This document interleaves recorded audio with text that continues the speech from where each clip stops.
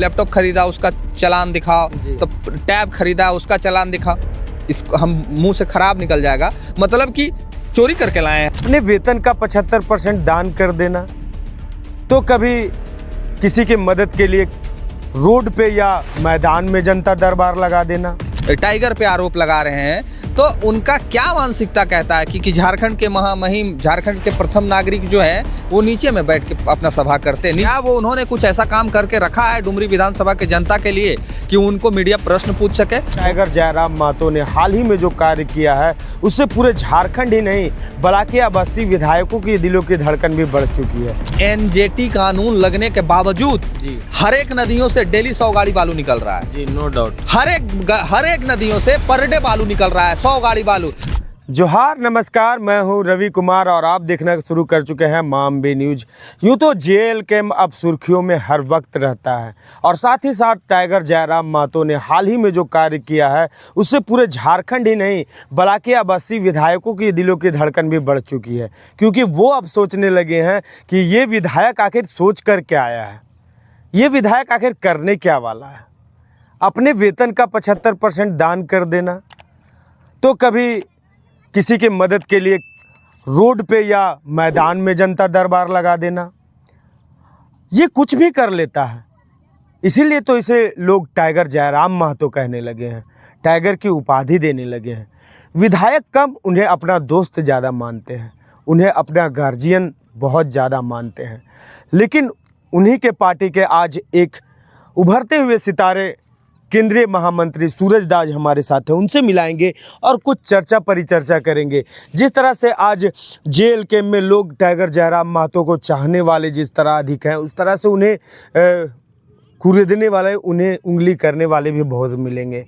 हाल ही में एक बयान आया है राजू महतो का, जो उन्हीं के क्षेत्र में है, कि टाइगर जयराम महतो अगर 75% दान कर रहे हैं, जो लमसम 3.5 या 4.5 लाख समथिंग होता है, तो 3 लाख का वो टेंट लगाते हैं, वो कहाँ से आता है? यही सब सवालों के साथ आज जुड़ेंगे। सबसे पहले स्वागत, अभिनंदन है। कैसे हैं सूरज दा? बहुत अच्छा है रविदा, आप कैसे हैं? मैं भी अच्छा हूँ सूरज दा। आज बहुत सारे सवाल हैं जो मन में खटक रहे हैं, जैसे टाइगर जयराम महतो अब उभरता हुआ सितारा झारखंड में बन चुके हैं, लेकिन कई के दिलों के में खटक भी रहे हैं। क्या कहना चाहेंगे इसके बारे में? निश्चित तौर पे ये स्वाभाविक है रविदा, वो तो झारखंड के आइडल बन चुके हैं। हर वो नौजवान जो झारखंड को परिवर्तन करना चाहते हैं उनके आइडल बन चुके हैं। हर वो व्यक्ति जो झारखंड में एक नई सोच की राजनीति को देखना चाहते हैं उनके आइडल बन चुके हैं। तो ये तो स्वाभाविक है, ये नॉर्मल सी बात है कि लोग जलेंगे।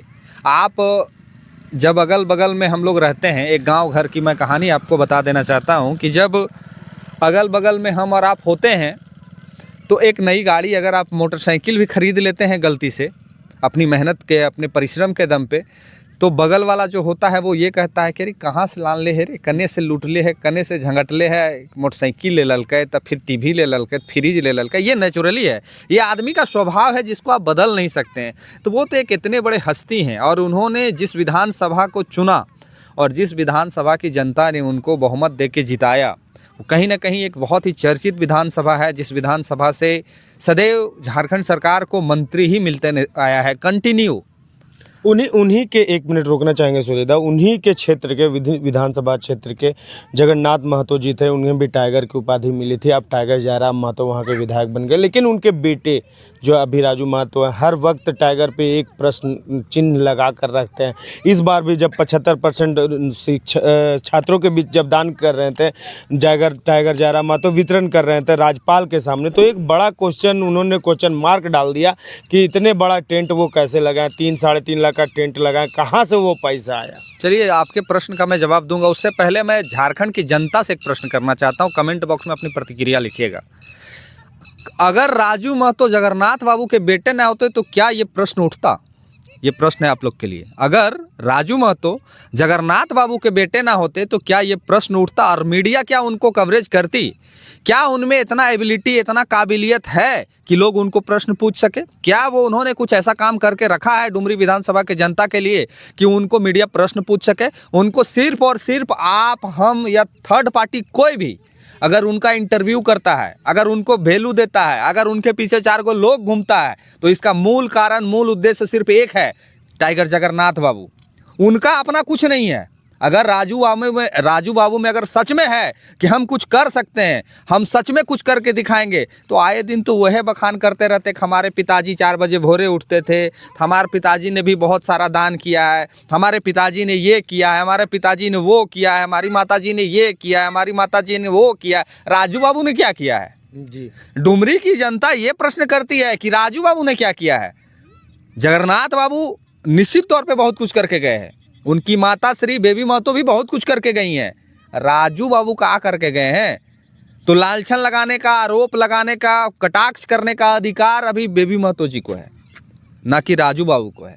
राजू बाबू अपने दम पे कुछ कर लें, राजू बाबू को ये उपलब्धि हासिल कर लें, कुछ करके दिखा दें, तब झारखंड की जनता और डुमरी की जनता बताएगी और सवाल का जवाब भी देना उचित ये समझेगी। सवाल एक तो आपने दिया इसका जवाब सूरजदा, लेकिन एक जो सवाल जो खटकता है, जो अभी भी दिमाग में चल रहा है कि वो टेंट था 3.5 लाख का था, वो टाइगर जयराम महतो ने अफोर्ड कहाँ से किया, इसके बारे में दर्शकों को थोड़ा सा बताइए। देखिए, एक बात आपको समझना होगा, आप तो साक्षी बने थे, खुद आप गए थे हमारे साथ उस प्रतिभा सम्मान समारोह के साक्षी बने हैं। जी। आपने पूरे समारोह में जितना भी pandal, tent, event, poster, banner जो भी आपने देखा, क्या वहाँ कहीं भी आपको जेएल कैम्प का नाम दिखा था क्या?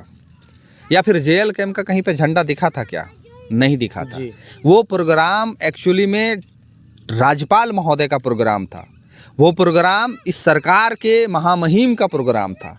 तो सरकार के महामहिम पहुंच रहे हैं तो उन लोग का क्या इच्छा करता है, माने क्या उन लोग का मनसा है कि राज्यपाल भी, जो राज्यपाल पहुंचे थे उनको भी क्या करते हैं, टाइगर नीचे बैठा देते। उनका जो मानसिकता, जो ऐसा प्रश्न कर रहे हैं, जो ऐसा प्रश्न सरकार पे लगा रहे हैं, आरोप लगा रहे हैं, टाइगर पे आरोप लगा रहे हैं, तो उनका क्या मानसिकता कहता है कि झारखंड के महामहिम, झारखंड के प्रथम नागरिक जो है वो नीचे में बैठ के अपना सभा करते, नीचे में उनको बैठाया जाता। ये बुद्धि विवेक की कमी है जिन लोगों में, वो ऐसा प्रश्न कर रहे हैं। जहां झारखंड में राज्यपाल का प्रोग्राम होगा, ये सरकार की प्राथमिकता बनती कि उस प्रोग्राम को कैसे सफल बनाना है, कैसे टेंट लगेगा, कैसे वहां पदाधिकारी पहुंचेंगे, कैसे वहां के डीसी एसपी उनका स्थल का निरीक्षण करेंगे। ये रिस्पॉन्सिबिलिटी किसकी होती है? ये रिस्पॉन्सिबिलिटी वहाँ के प्रशासन की होती है, ये रिस्पॉन्सिबिलिटी वहाँ के कलेक्टर की होती है। तो निश्चित तौर पे ये प्रोग्राम अगर राज्यपाल महोदय का था तो कहीं ना कहीं वो जो एक सिस्टम होता है, वो सिस्टम के तहत उनको मदद किया गया और वो प्रोग्राम को सफल बनाने में जो ज़रूरत की चीज़ें थी वो राज्यपाल महोदय की तरफ से मुहैया करवाया गया। हालांकि ये बात राजू बाबू को समझ में नहीं आएगा, काहे कि कभी किताब पढ़े ही नहीं है, कभी चीज़ों को समझे ही नहीं है। वो पिताजी के नाम पे आज भी राजनीतिक कर रहे हैं, पिताजी माताजी के नाम पे आज भी रोटी सेकना चाहते हैं, लेकिन अब वो संभव होते नहीं दिख रहा है। तो बौखला के कुछ भी बोल रहे हैं। वो सवाल टाइगर जयराम महतो पे नहीं कर रहे हैं, वो सवाल सीधे सीधी राज्यपाल महोदय पे कर रहे हैं कि राज्यपाल महोदय कहाँ से पा गया 20 लाख रुपया। अरे बुर्बक आदमी, राज्यपाल महोदय को पैसे की कमी है? राज्यपाल महोदय जहाँ पे पहुँचेंगे उनके व्यवस्था करने की जिम्मेवारी किसकी होती है? अभी आप भद्रकाली में आए दिन प्रोग्राम होता है, महोत्सव होता है ना, हर वर्ष 19, 20, 21 महोत्सव होता है फरवरी में। तो क्या महोत्सव में जो खर्च होता है वो इटखोरी और भद्रकाली वाले लोग लगाते हैं? कौन लगाता है?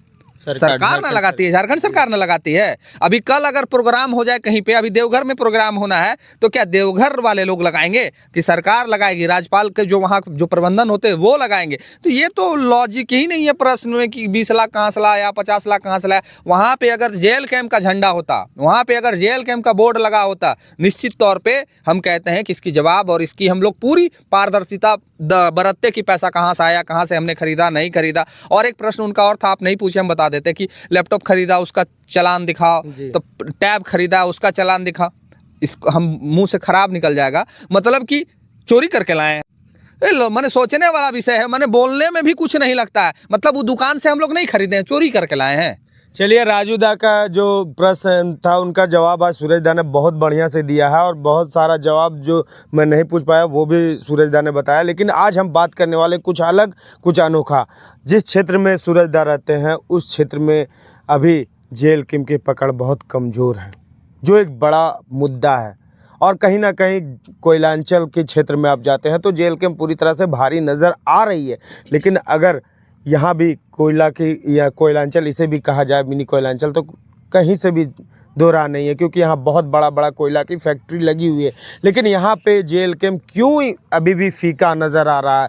जेएल कैंप की पार्टी मजबूत नहीं हो रही है। चतरा विधानसभा, सिमरिया विधानसभा में क्यों पकड़ नहीं बना पा रहा है जेएल कैंप, इसका बात हम करेंगे। क्या कहना चाहेंगे सुरेंद्र? देखिए रविदा, आपने जो प्रश्न पूछा है वो सार्थक प्रश्न है और अच्छा प्रश्न है। जेएल कैंप नित्यदिन मजबूत हो रहा है, चाहे वो चतरा हो, चाहे वो सिमरिया हो, चाहे इवन झारखंड का कोई भी हिस्सा हो। जेएल कैंप नित्यदिन मजबूत हो रहा है। कैसे मजबूत हो रहा है, हम आपको एक्सप्लेन कर देते हैं। चतरा लोकसभा का चुनाव को भी आपने कवरेज किया। चतरा लोकसभा में हमारे जो प्रत्याशी दीपक कुमार गुप्ता थे, उनको चतरा लोकसभा की जनता ने 11,000 मत किया, लगभग 11,000 मत हुआ। उसके ठीक बाद विधानसभा का चुनाव होता है। ठीक बाद विधानसभा के चुनाव में हमने सिमरिया से भी चुनाव लड़ा और चतरा से भी चुनाव लड़ा। सिमरिया से भी हमने लगभग 14 से 15,000 वोट लिया और आपका चतरा से लगभग 19,000 के लगभग में वोट आया। यानी 19 और 14 33,000 मत हमको मिला, एक ऐसे जगह से जहां आंदोलन यहाँ हुआ ही नहीं है। आंदोलन का यहाँ के लोग मतलब ही नहीं समझते हैं। इसलिए नहीं मतलब समझते हैं कि चतरा और सिमरिया के जो लोग हैं, अगर टंडवा को आप छोड़ देते हैं तो ना ही यहाँ किसी का जमीन लूटा गया है, ना ही किसी का नौकरी बेचा गया है, और ना ही यहाँ के कोई भी क्षेत्रवासी को किसी आंदोलन से कोई मतलब है। लेकिन उसके बाद भी यहाँ का जनाधार नित्यदिन टाइगर का और जेएल कैंप पार्टी का नित्यदिन आधार बढ़ रहा है। काहे कि आप देख लीजिए, अगर विधानसभा की बात करें तो लगभग 300% का ग्रोथ हमने लोकसभा से विधानसभा की ओर किया। अब आपको कहने का मतलब है कि आपको उस तरह का एक्टिविटी यहाँ नहीं दिखता है कि रोज जिस तरह से आपका मांडू में, जिस तरह से रामगढ़ में आए दिन आपका कुछ ना कुछ एक्टिविटी होते रहता है, यहाँ पे नहीं दिखता। इसका मूल कारण है आर्थिक तंगी जी। इसका मूल कारण है पार्टी की आर्थिक तंगी।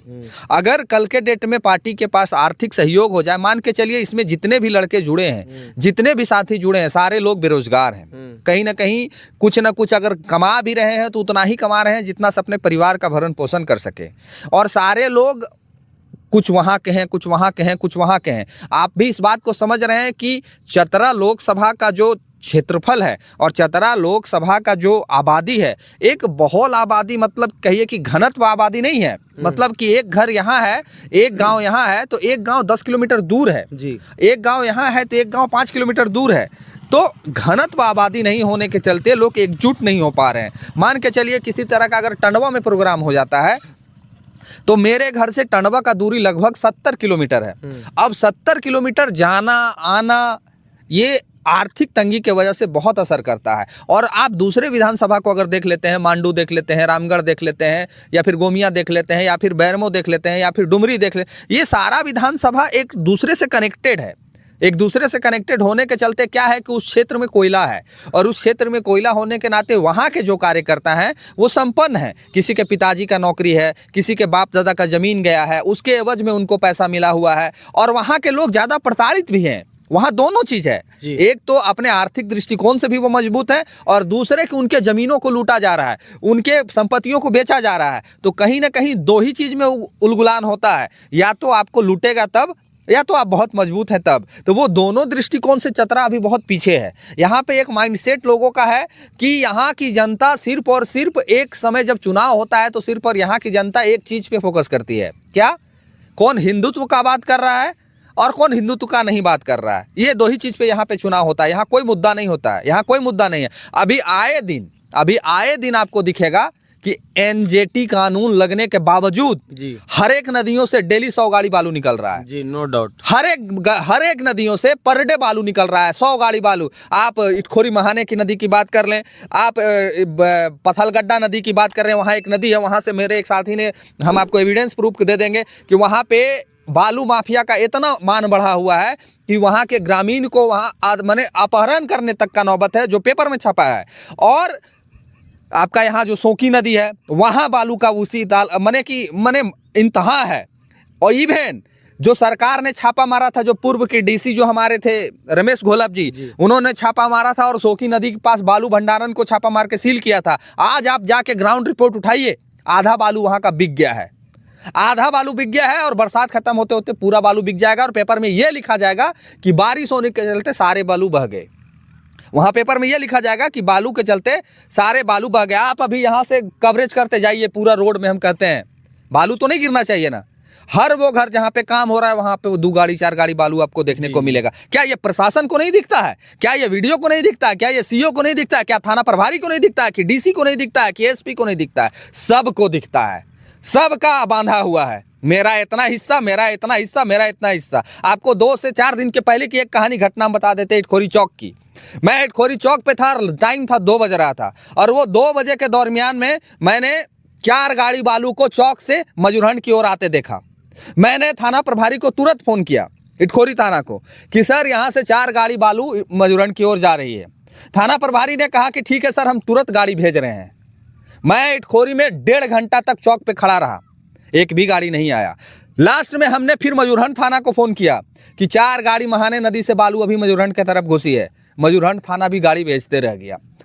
तो क्या एक आम इंसान को रोज गाड़ी दिखता है रोड में? जी। आम पब्लिक को रोज गाड़ी दिख रहा है कि बालू जा रहा है, आ रहा है, और जिसको रखवाला बना के सरकार ने रखा है कि तुमको इस चीज को रोकने के लिए रखे हैं, वो लोग ही काम को करवा रहे हैं। क्या इटखोरी महाने नदी से बालू उठता है, इटखोरी थाना को नजर नहीं आता है?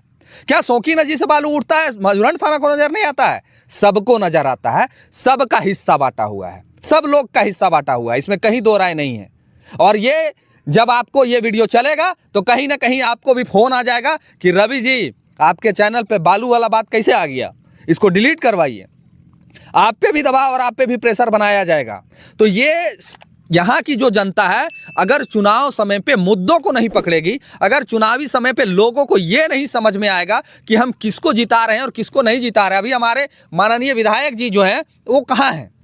अभी इटखोरी और मजूरहंड की जनता से मैं पूछना चाहता हूं कि माननीय विधायक जो अभी उज्जवल कुमार दास जी को, बीजेपी को जो लोग कहते हैं, और इटखोरी मजूरहंड में तो बिजोड़ बीजेपी का समर्थक है, इसमें कहीं किंतु परंतु नहीं है। मेरा एक रोड है मुखिया जी के घर पास, आपके ही इटखोरी के एक लड़का है मंटू दांगी, जो चलाते हैं, ये डिलीवरी में काम करते हैं, जो कुरियर वाला काम नहीं होता है, वो डिलीवरी में काम करते हैं। तो वो मजूरहंड, हाँ, मजूरहंड का जो ये है क्या बोलते हैं हॉस्पिटल से जो मजूरहंड कर्मा की तरफ जो रास्ता जाती है, उस रास्ते में गुजरते समय एक वीडियो उन्होंने पोस्ट किया और उस वीडियो में ये साफ दिख रहा है कि ये रोड है कि तालाब है।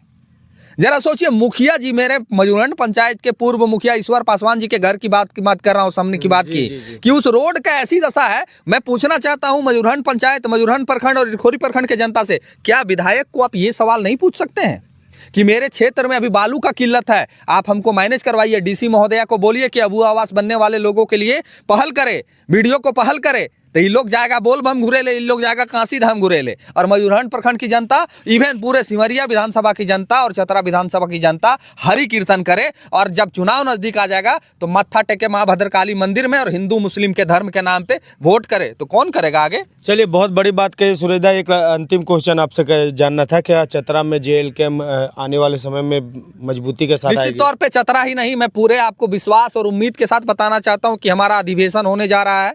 25 तारीख को संभवतः डेट तय है, अधिवेशन होने जा रहा है। उसमें नए पदाधिकारीगण चुन के आएंगे, नए साथी लोग को प्रभार दिया जाएगा, और जब वो नए साथी को प्रभार दिया जाएगा, नए पदाधिकारीगण चुन के आएंगे, तो आपको मैं विश्वास दिलाता हूं कि चतरा ही नहीं, झारखंड का वो हर एक कोना, झारखंड का वो हर एक गाँव तक हम लोग पहुंचने का काम करेंगे। और चतरा को जो आप कमजोर कह रहे हैं, चतरा उस समय में सभा कराया था जिस समय चतरा में कहीं पूरे झारखंड में जेएलकेएम के लोग नाम भी नहीं जानते थे। उस समय जेबी केसेस हुआ करता था, और उस समय चतरा में सभा हुआ था बाबा घाट मैदान में, जो ऐतिहासिक सभा था, जिसको पूरे भारत ही के लोग देखे थे, पूरे झारखंड के लोगों ने चर्चा किया था कि ये कौन जगह है भाई, कि कोलांचल नहीं, ये चतरा मतलब कि उत्तरी छोटा नागपुर प्रमंडल का एक जोन है जहां पे इतना भीड़ लग गया। और मंत्री महोदय जो थे उस समय, सत्यानंद भोक्ता, उस समय उन्होंने पूरा शक्ति लगा दिया था पब्लिक को रोकने के लिए, लेकिन फिर भी कम से कम 50,000 भीड़ वहां पे चतरा पे लगी थी। तो निश्चित तौर पे चतरा परिवर्तन की ओर है और पूरा झारखंड परिवर्तन की ओर है।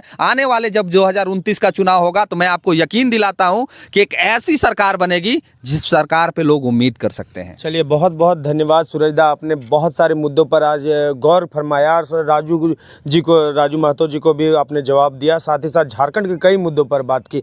लेकिन मैं बता दूं कि सबसे बड़ी बात इन्होंने जो आज बालू पर की है, वो आप लोगों को सोचना पड़ेगा। अब अगर गरीबों को अबुआ आवास मिला हुआ या पीएम आवास मिला हुआ है तो उनके घर बालू नहीं गिरेगा, क्योंकि वो सरकारी काम है। और जो बड़े बड़े ठेकेदार हैं, जो बड़े बड़े लोग हैं, उनके घर के सामने आप बालू गिरा हुआ ज़रूर देखेंगे। सूरज दा ने ये बहुत बड़ा पॉइंट की बात कही है जो आप सबों को भी नोटिस करने ले चाहिए। तो कैसा लगा खबर ज़रूर बताइएगा, कमेंट बॉक्स खुला हुआ और कमेंट भर भर के दीजिएगा।